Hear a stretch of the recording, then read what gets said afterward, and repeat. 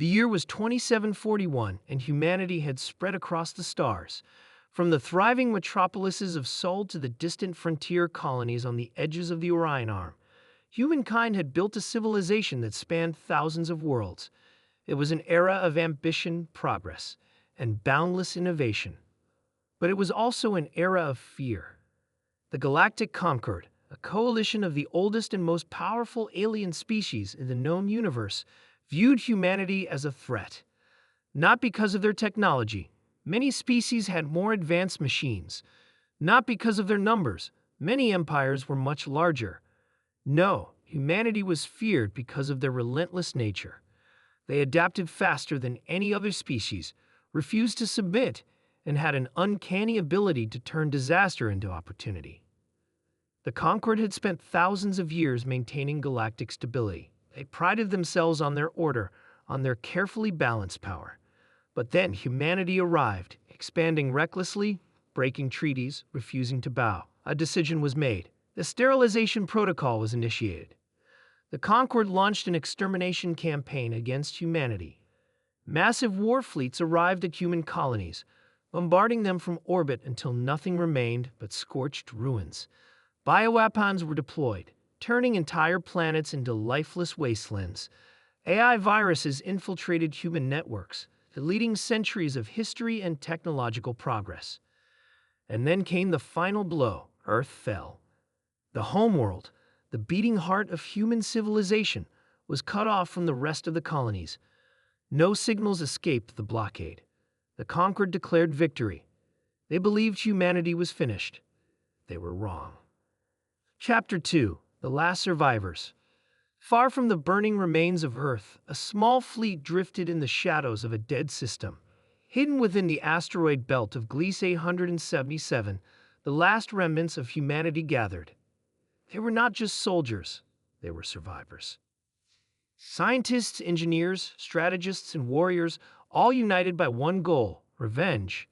At the heart of the fleet was the UNS Retribution, a Terran dreadnought that had barely escaped Earth's destruction. Standing on its bridge, staring at the distant stars, was Admiral Elias Carter. Reports flickered across the holotable in front of him.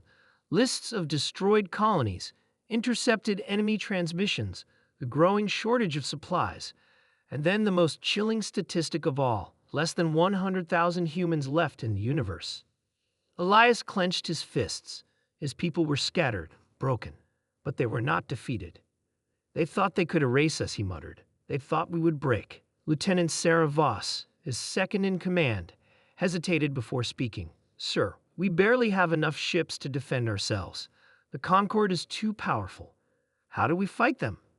Elias turned to her, his expression unshaken. We do what humans do best, he said.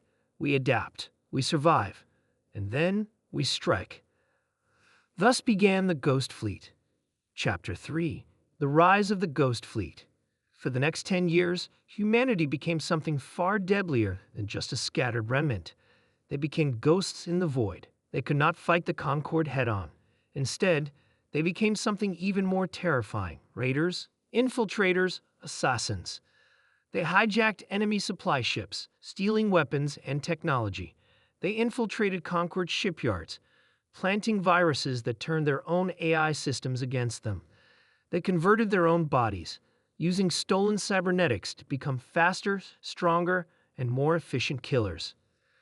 The aliens had always relied on their superior numbers and advanced war machines. But humanity had something far more dangerous. They had rage. They had ingenuity.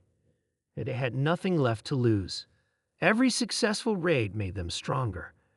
Every stolen ship was reverse-engineered, upgraded, and added to their growing armada. Soon they were not just fighting to survive, they were preparing for war. By 2755, the Ghost Fleet had transformed into the Terran Revenant Armada. Thousands of warships, enhanced soldiers, experimental weapons, all built with one goal in mind: total revenge. The Concord had spent centuries believing themselves invincible, but now fear spread through their ranks. And fear, Admiral Carter knew, was the beginning of their downfall. Chapter 4. The War Begins.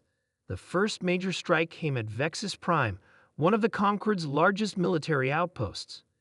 The aliens never saw it coming. The U.S. Retribution led the charge, cutting through planetary defenses with antimatter lances. Infiltration teams, enhanced with stolen cybernetics, breached the capital, assassinating high-ranking officials before the alarm could even be raised. The battle was over in hours. The message was clear. Humanity was back. One by one, Concorde's strongholds fell. The Revenant Armada moved like ghosts, attacking, vanishing, striking again. No fleet could stop them. No fortress could hold against them. The war escalated beyond anything the galaxy had ever seen. The Concorde, once the supreme rulers of the universe, were now running. Chapter 5, The Final Battle. The war reached its climax at Silthera Prime, the capital of the Concorde. This was their last stand. The Concorde assembled the largest fleet in history. Millions of warships, weapons capable of shattering planets, armies that had conquered thousands of worlds. And yet, humanity did not falter. The U.S. Retribution led the charge, its weapons cutting through enemy ships like paper. Cyber warriors disabled enemy AI systems, turning their own fleets against them. Orbital bombardments rained fire upon the capital, just as the Concorde had once done to Earth. The battle raged for days. The aliens fought desperately, but humanity had something they did not: the will to win.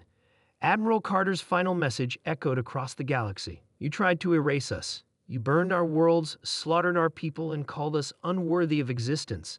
Now look around you. Look at the ruins of your empire. You tried to erase humanity, but instead, you have ensured that we will be remembered forever as your conquerors.